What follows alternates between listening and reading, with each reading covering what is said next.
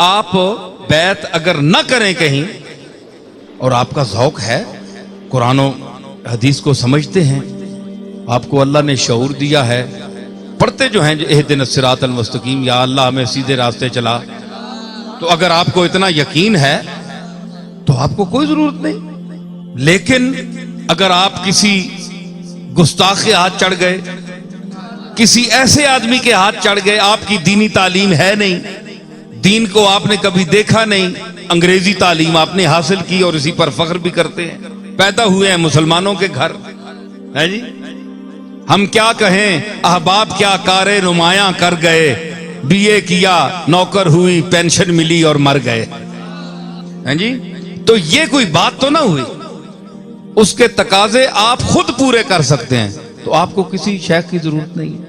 تو بعض لوگ کہتے ہیں جس کا کوئی شیخ نہیں اس کا شیخ شیطان ہے، یہ بھی غلط بات ہے، یہ کوئی حدیث نہیں ہے، یہ غلط ہے، بڑی مشہور بات ہے، غلط ہے، حضور نے نہیں فرمایا۔ تو اگر یہ بات سچ ہوتی تو مجھے آپ بتائیں کہ جن کے ہم مقلد ہیں، میرا سوال ہے، امام ابو حنیفہ جس نے صحابہ کو بھی دیکھا، ان کا پیر مجھے بتائیں وہ کس کے مرید تھے؟ کیا امام ابو حنیفہ کسی کے مرید تھے؟ امام شافعی کسی کے مرید تھے؟ امام مالک، امام احمد ابن حنبل، امام محمد، امام ظفر، ان فقہا کا، اور بڑے بڑے یہ جو علماء گزرے ہیں ہمارے فقہا محدثین، بخاری کا مجھے پیر بتائیں، ترمذی کا، ابن ماجہ کا، نسائی کا، یہ جتنے محدثین ہیں ان کا کوئی پیر نہیں ہے، کوئی شیخ نہیں۔ یہ خود اللہ نے اتنی صلاحیت دی تھی کہ قرآن اور سنت کے حوالے سے یہ خود منزل پر پہنچ گئے، سمجھ آئی؟ تو اس لیے اگر اس منزل کا کوئی آدمی ہو تو وہ بے شک نہ کرے اس منزل کا۔ تو اگر اس بدعقیدگی کے دور میں آپ نے بچنا ہے اور اپنی تعلیم بھی آپ کے پاس نہیں ہے، تو پھر آپ کو غور کرنا پڑے گا کہ کم از کم ایسے آدمی کے ساتھ آپ تعلق رکھیں، قائم کریں، چاہے بیعت نہ کریں، لیکن دل سے اس کے ساتھ اگر آپ ارادت وابستہ کر دیں اور دل یہ فیصلہ کر دے کہ آج سے میرا پیر فلاں ہے، تو ہاتھ نہ بھی دیں آپ مرید اس کے ہو گئے۔ اچھا ویکھو جی، اس تے دلیل کے وے کہ وہ بیعت ہو گئے، بیعت ہو گئے، اے سنو، ہاتھ وچ ہاتھ نہیں دیتا تے بیعت ہو گئے، ہاتھ میں، آپ ذرا بیدار ہو جائیں، میں آ گیا ہوں اپنے رنگ پہ، ہاں، تو ہاتھ میں ہاتھ نہیں دیا مگر بیعت ہو گئے۔ آج کل پیر کہتے ہیں کہ ہاتھ میں دو ہاتھ تب بیعت ہوتی ہے، میں کہتا ہوں ہاتھ دینے کی ضرورت نہیں، دل دینے کی ضرورت ہے۔ فرمایا ان اللہ اشترى من المؤمنین انفسهم واموالهم بان لهم الجنہ۔ میں قرآن کی آیت پیش کر رہا ہوں، دلیل، اللہ نے خرید لیا مومنوں سے ان کے نفوس اور اموال کو کہ ان کو جنت دے گا، ہے جی، بان لهم الجنہ یقاتلون فی سبیل اللہ فیقتلون ویقتلون، وہ اللہ کے راستے میں جہاد کریں گے، قتل کریں گے بھی اور قتل ہوں گے بھی، قتل ہوں گے بھی، ہے جی، وعدن علیہ حقا فی التوراۃ والانجیل والقرآن، اور یہ سچا وعدہ ہے جو ہم نے ذکر کیا اس کا تورات میں، انجیل میں، قرآن میں۔ دیکھیے ذرا جملہ، میرے دلیل دیکھیے، وَمَنْ أَوْفَى بِعَهْدِهِ مِنَ اللَّهِ،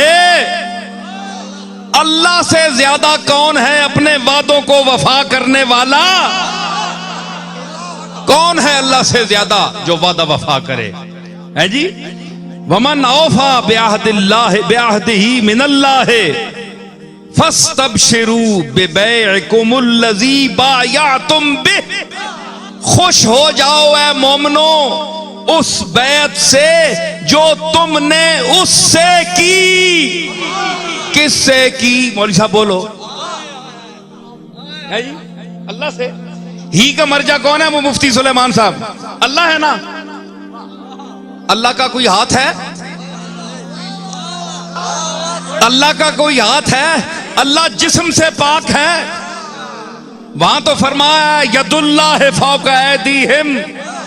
کملی والے سے جو بیعت کر رہے ہیں وہ یہ نہ سمجھے کہ کملی والا اپنی طرف سے کر رہا ہے. نہیں, پیچھے میرا ہاتھ ہے. ید اللہ فوق ایدیہم اس لیے فرمایا. اور یہ ایسی آیات متشابہات میں سے ہیں. ان کی تعویل کو اللہ جانتا ہے یا رسول جانتا ہے کہ ید سے کیا مراد ہے. اللہ تو ہاتھ سے پاک ہے. اچھا ایک منٹ, میں ایک مثال دینا. مفتی صاحب ایک مثال. اے بیٹھے نا پنجابی لوگ یہ اکثر یرا متشابہات کے. اے مفتی سلیمان صاحب تا علمی دنیا جا کے سمجھا جر سن. مدرس آدمی ہے, میں تو مدرس نہ پر کوشش کرنا جے سمجھا چھوڑا. ایک جڑا اللہ ہے نا کہ ید اللہ فوق ایدیہم, یہ ہاتھ جو ہے یہ تصرف کا ہاتھ ہے, تعلق کا ہے. کہ یہ تعلق جو ہے کملی والے کے ہاتھ سے اللہ کے ہاتھ کا تعلق ہے, یہ مراد ہے. اے جس طرح تسی محاورے چ آنے ہونے ہو ہاتھ کڈنا ہونا, یہ کس طرح آنے ہو؟ کیوں ہاتھ اس پایا ہونا آنے ہو نا ہاتھ کڈنا. کیا مطلب ہے؟ حالانکہ ہاتھ کوئی نہیں پیا ہونا لیکن پھر آنے ہو ہاتھ کڈ. او جیڑی سینس ہے نا ہاتھ کڈ بھائی, جیڑی گل وچ تو پیچھے لگا ہے اس تو جان چھڑا, جان چھوڑ منڈی. اے مراد ہے. اے متشابہات وچ ہونیاں کہ ان کے جو اصلی لفظ ہیں ان کا معنی نہیں مراد ہوتا. کہ اگرچہ لفظ وہی بولا جا رہا ہے کہ ہاتھ کڈ, لیکن اس کا اصلی معنی مراد نہیں ہے کہ اصلی میں یہ استعمال ہوتا ہی نہیں ہے جی. تو اسی طرح ہے یہ متشابہات میں سے.